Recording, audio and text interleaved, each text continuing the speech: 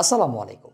Droid হেডের আরেকটা নতুন ভিডিওতে আপনাদেরকে স্বাগতম। বাজেট 20-25 হাজার টাকার রেঞ্জে ফোন হিসাবে আমরা রিয়েলমি, শাওমি কিংবা অন্যান্য ব্র্যান্ডের কথা মনে করতে পারি, বাট অপারেটিং সিস্টেম হিসাবে কিন্তু এখন তেমন কোনো ফোন নাই যেটাকে আসলে রিলায়েবলি রিকমেন্ড করা যায়। তো আমি আমার সেকেন্ডারি ডিভাইস হিসাবে চিন্তা করলাম লেটস সি মোটরোলা কেমন হয়। খোঁজদা সার্চ শুরু করলাম, দেখলাম G31 মোটামুটি আমার বিল এবং ফোকাসের সাথে বেশ ভালো ম্যাচ করে। সেলেক্সা থেকে অর্ডার দিয়ে দিলাম। খেয়াল করলাম তাদের 1000 টাকা থেকে 10,000 টাকা পর্যন্ত ক্যাশব্যাকের একটা ডিসকাউন্ট চলছে। সো একটা ভালো অ্যামাউন্টের ডিসকাউন্টও পেয়ে গেলাম। 128 জিবি Motorola G31 কে আমি বেশ কিছুদিন সেকেন্ডারি ডিভাইস হিসেবে ইউজ করছি। চিন্তা করলাম let's review that thing in my channel. At least আপনাদেরও উপকার হবে। So let's dive into the video. আপনারা দেখছেন ড্রয়েড হেড এবং আপনাদের সাথে আছি আমি হৃদয়।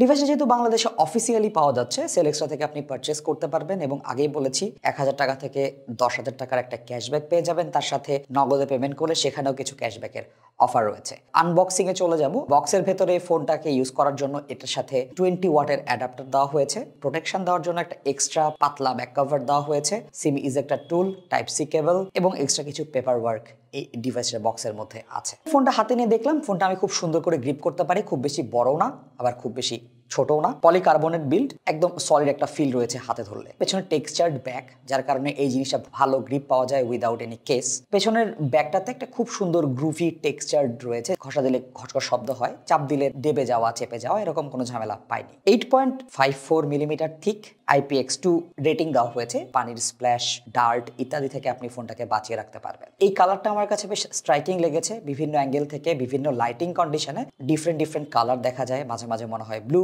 মাঝে মাঝে মনে হয় পার্পেল, মাঝে মাঝে মনে হয় স্লাইড গ্রে। এটাতে কোনো ফিঙ্গারপ্রিন্ট পড়ার সুযোগ নেই। ফিনিশিংটা চমৎকার, তবে হালকা স্ক্র্যাচ পড়ে যেতে পারে। পেছনের দিকের ফিঙ্গারপ্রিন্ট সেন্সারের উপরে মোটর লোগো দেওয়া হয়েছে। বটম ফায়ারিং সিঙ্গেল স্পিকার, এটা আমার কাছে একটা ডাউন সাইড। এটা এই প্রাইস রেঞ্জে অ্যাটলিস্ট স্টেডিও স্পিকার হতেই পারতো, খুবই ভালো হতো তাহলে। রাইট সাইডে 3টা বাটন রয়েছে, lock unlock button, volume rocker. তার ঠিক উপরে গুগল অ্যাসিস্ট্যান্ট বাটন রয়েছে, যেটাকে রিচ করাটা একটু ডিফিকাল্ট হয়ে যায়, তবে পাওয়ার বাটনটা টেক্সচার্ড, সো আলাদা করে বোঝা যায়। উপরের দিকে 3.5 মিলিমিটার পোর্ট, একটা সেকেন্ডারি নয়েজ ক্যান্সেলেশন মাইক্রোফোন, নিচের দিকে টাইপ সি পোর্ট রয়েছে এবং এইটার হাইব্রিড সিম স্লট, 2টা সিম কার্ড অথবা একটা সিম এবং একটা এসডি কার্ড ইউজ করতে পারবেন। ফ্রন্ট সাইডে 6.4 ইঞ্চ ডিসপ্লের ভেতরে কাট আউট করা ফ্রন্ট ক্যামেরা বসানো হয়েছে। নিচের দিকের বেজেলটা একটু বড়, বাট 3 পাশের বেজেলটা মোটামুটি ইউনিফর্ম লেগেছে। ডিভাইসটাতে অ্যামোলেড ডিসপ্লে ইউজ করা হয়েছে। সো পাঞ্চহোল ডিসপ্লে, অ্যামোলেড ইত্যাদি জিনিসপত্র মিলে এই ফোনটার ডিসপ্লেটাকে একটা মডার্ন লুক দিয়েছে।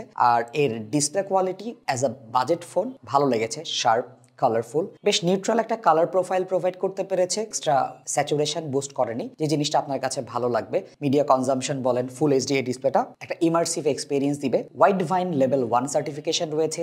সো যারা অ্যামাজন প্রাইম, নেটফ্লিক্স ইত্যাদি স্ট্রিমিং অ্যাপ্লিকেশন ইউজ করেন তারাও এখান থেকে একটা এক্সট্রা অ্যাডভান্টেজ পাবে এবং এই বাজেট ক্যাটাগরিতে লেভেল 1 সার্টিফিকেশনটা একটা নোটেবল ব্যাপার। কিন্তু এই মিডিয়া কনজাম্পশনের সাথে যদি আপনি স্পিকারটাকেও অ্যাড করেন তাহলে আমি বলবো বটম ফায়ারিং সিঙ্গেল স্পিকারটা খুব একটা স্যাটিসফ্যাক্টরি না। এই প্রাইসে আমরা 2টা স্পিকার পেলে বেটার রেজাল্ট পেতাম। স্পিকারটা লাউড ছিল, ক্ল্যারিটি ওয়াজ ওকে, একটু বেস হেভি টাইপের সাউন্ড সিগনেচার প্রোভাইড করেছে। 3.5 মিলিমিটার জ্যাক থাকাতে আপনি এখানে যে কোনো ইয়ারফোন ইউজ করতে পারবেন, যেরকম ডেলিভার করা দরকার একটা 3.5 মিলিমিটার আউটপুট থেকে, ইট ডেলিভার দ্যাট ওয়ে।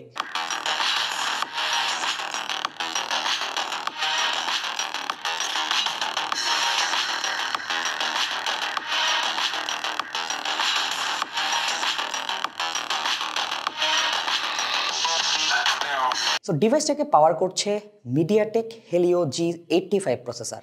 তার সাথে আমার ইউনিটটাতে 6 জিবি র্যাম রয়েছে এবং 128 জিবি ইন্টারনাল স্টোরেজ রয়েছে। মাইক্রো এসডি কার্ড স্লট রয়েছে, যেখানে আপনি 1 টেরাবাইট পর্যন্ত এসডি কার্ড লাগাতে পারবেন। কমিউনিকেশনের জন্য 4G LTE, ব্লুটুথ 5 ইত্যাদি রয়েছে। এখানে ওয়াইফাই 6 থাকলে ভালো হতো, ব্লুটুথ 5.2 হইতে পারতো, 5Gও হইতে পারতো, বাট এই বাজওয়ার্ডগুলো এখানে নেই। তবে as average user you will not find any problem here. একদম সুন্দর স্মুথ একটা অপারেশন পাবেন পুরো মোবাইল থেকে। এর প্রসেসরটা রেগুলার টাস্কিং হ্যান্ডেল করার জন্য সুন্দর করে ক্যাপাবল। অ্যাপ ইউজ করেন, মাল্টিমিডিয়া টাস্ক পারপাসে ফোন ইউজ করেন, মাল্টিটাস্কিং করেন, এই ফোনটার রেসপন্স আমার কাছে ভালো লেগেছে। Touch gesture, touch response, swiping, animation, transition, time to time consistent performance দিয়েছে। খুব হার্ডলি ল্যাগ করতে দেখেছি। তবে আপনি যখন গেম খেলবেন সেক্ষেত্রে আসলে এটা খুব ক্যাপাবল প্রসেসর আমি এরকম বলবো না। হেভি ডিউটি গেমারদের জন্য এটা হাইফাই পারফরমেন্স পারফরমেন্স দিবে না। AnTuTu বেঞ্চমার্কে 1.5 লাখের কাছাকাছি স্কোর করেছে, গিগ বেঞ্চে 350-এর কাছাকাছি সিঙ্গেল করে, 1250-এর কাছাকাছি মাল্টি কোর পারফরমেন্স এখানে পাবেন।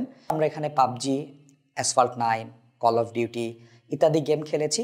পাবজিতে 40-ish ফ্রেম রেট দিতে পেরেছে মিড টু হাই সেটিং এর দিকে। কল অফ ডিউটিতে আমরা এরকম 35-45 এই রেঞ্জে এভারেজ ফ্রেম রেট পেয়েছি। অ্যাসফল্ট 9 যখন আমরা হেভি অ্যানিমেশন দেখেছি, যখন গাড়ির সাথে গাড়ি ক্ল্যাশ করে, সেই ক্ষেত্রে ফ্রেম ড্রপ করে এবং আটকায় যায়। এটা মোটামুটি হাই গ্রাফিক্সে চলেছে। তবে যদি আপনি হেভি গেম না খেলেন, মুভি দেখা, ভিডিও দেখা, অ্যাপ্লিকেশন ইউজ করা, ফিনান্সিয়াল যে অ্যাপ্লিকেশনগুলো বিকাশ, রকেট, পাঠাও, লাইক আমি যেভাবে ইউজ করি, you can use it any day every day. ডিভাইসটাতে 5000 মিলিঅ্যাম্পের ব্যাটারি দেওয়া হয়েছে, যার সাথে 20 ওয়াটের অ্যাডাপ্টারটা খুব বেশি মানানসই না অ্যাট দিস মডার্ন টাইম। 2.5 ঘন্টায় ফুল চার্জ করতে পারবেন, which is a lot slower than the competition. তবে আপনি যদি টানা ভিডিও দেখেন, 18 ঘন্টার উপরে, 18.5 ঘন্টার কাছাকাছি আপনি এখানে ভিডিও দেখতে পারবেন। So this is a 1.5 day phone. ব্যাকে ফিঙ্গারপ্রিন্ট সেন্সর ইউজ করা হয়েছে, রিলায়েবল ছিল বলবো, সবসময় খুলতে পেরেছে, বাট একটু স্লোয়ের কাতারেই পড়বে এর ফিঙ্গারপ্রিন্ট সেন্সর। ফিঙ্গারপ্রিন্ট সেন্সরটা একটু ফাস্টার হতে পারতো বলে আমার মনে হয়। G31 এর পেছনে 3টা ক্যামেরা ইউজ করা হয়েছে,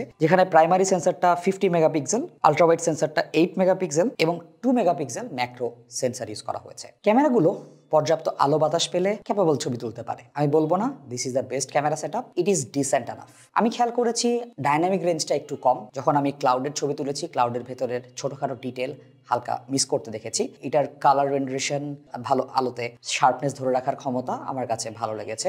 ছবি তুলে সোশ্যাল মিডিয়াতে শেয়ার করতে চাইলে you can share it from your phone. তবে এজের দিকে একটু স্মুথনেস আমি খেয়াল করেছি, হালকা একটু ভিনিয়েটিং রয়েছে। মাঝে মাঝে আকাশের কালার একটু সায়ানের দিকে নিয়ে যায়। গড়ে পর্দায় আপনি এই ডিভাইসটা থেকে সুন্দর ছবি তুলতে পারবেন। সো আমাদের ফটো স্যাম্পলগুলো আপনাকে আরো ডিটেইলড আইডিয়া দিবে এই ডিভাইসটা আসলে কিরকম ছবি তুলতে পারে। লো লাইটের ছবিগুলো ডিসেন্ট অ্যাট বেস্ট। লাইট কমে গেলে অবভিয়াসলি শার্পনেস কমে যাবে, তার সাথে আমরা এক্সট্রা কিছু নয়েজ দেখা পাবো। এক্সেসিভ নয়েজ রিডাকশন করে ছবিগুলো একদম স্মুথ বানিয়ে ফেলেছে, এরকম কোনো ঝামেলা করেনি।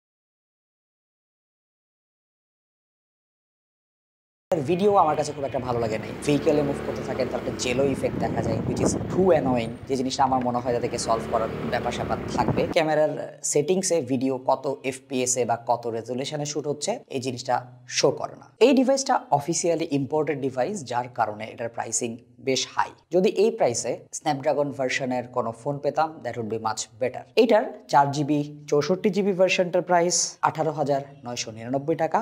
তার সাথে এই মুহূর্তের ডিসকাউন্টেড অফারটা আপনি পেয়ে যেতে পারেন। এবং 6GB 128GB ভার্সনটার প্রাইস 22,999 টাকা। যেহেতু এটার স্টোরেজ বাড়ানো যায়, আপনি এটা 464GB কিনে এভারেজ মানের টাস্কিং করে ইউ ক্যান লিভ হ্যাপিলি। কিন্তু আপনার যদি মনে হয় 4GB র্যাম এই মুহূর্তে আপনার জন্য কম বলে মনে হচ্ছে, তাহলে 6GB অপশনটা আপনার জন্য খারাপ হবে এরকম না। কারেন্ট মার্কেটে অন্যান্য ফোনগুলোর যে অপারেটিং সিস্টেমের অবস্থা, তাতে আমার মনে হয় মোটো G31 এটা একটা আপনাকে ফ্রেশ এক্সপিরিয়েন্স দিবে। নিয়ার স্টক অ্যান্ড্রয়েড 11 আছে, 12 খুব তাড়াতাড়ি চলে আসবে। স্টেবল ইউআই পারফরমেন্স, এক্সট্রা তেমন কোনো ব্লোটওয়্যার নেই যে জিনিস আপনি আনইনস্টল করতে পারবেন না। G31 সলিড একটা অপশন, তার সাথে অ্যামোলেড ডিসপ্লে যেটা 60 হার্টজ, এটা অনেকের কাছে একটু ডাউন সাইড, এটা 90 হার্টজ অ্যাটলিস্ট হওয়া উচিত ছিল।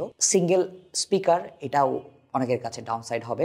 মডারেট ক্যামেরা পারফরমেন্স, এই জিনিসগুলো লেট ডাউন হলেও build quality, display quality, battery এবং ঘরে পড়তায় কনসিস্টেন্ট পারফরমেন্স এই ডিভাইসটাকে সেমি এন্ট্রি লেভেলের স্মার্টফোন মার্কেটে একটা স্ট্রং সলিড কম্পিটিশন হিসেবেই ইন্ট্রোডিউস করবে। এটার প্রাইস যদি কমায় লাইক 16,000 টাকা করা যেত, বেন্ট্রি মডেলটা পারফেক্ট হতো বলে আমার মনে হয়। 128GB ভার্সনটা যদি 20,000 টাকার নিচে আনা যেত, this might be one of the best smartphone in this current market at this price point. আপনার প্রয়োজন অনুযায়ী আপনার স্মার্টফোন এই মুহূর্তে আসলে পিক করা উচিত, তার কারণ আপনি কি করবেন, আপনার কোন কোন কাজে ইউজ হবে, এই জিনিসটা খুবই important for picking your right smartphone. G31 as a secondary device, it's a good option. যদি আপনি অ্যাডভান্স লেভেলের ইউজার না হয়ে মডারেট লেভেলের ইউজার হন, রেগুলার টাস্কিং, রেগুলার একটা ফোন যেটা আপনাকে প্রচুর ভালো ব্যাটারি ব্যাকআপ দেবে, ভালো ডিসপ্লের সাথে একটা কনসিস্টেন্ট এক্সপিরিয়েন্স দিবে, ক্যান বি ইয়োর কম্পেনিয়ন। তো আশা করি আমাদের ভিডিওটা বেশ কিছু জিনিসপত্র সহজে সাবলীলভাবে আপনাদের সামনে উপস্থাপন করতে পারবে। অবশ্যই আপনার কোনো জানার বিষয় থাকলে আমাদেরকে কমেন্ট সেকশনে জানাবেন, আমাদের ফেসবুক গ্রুপ এবং ফেসবুক পেজে জয়েন করবেন। দেখা হবে নতুন কোনো ভিডিওতে। সে পর্যন্ত সবাই ভালো থাকুন, সুস্থ থাকুন। আসসালামু আলাইকুম।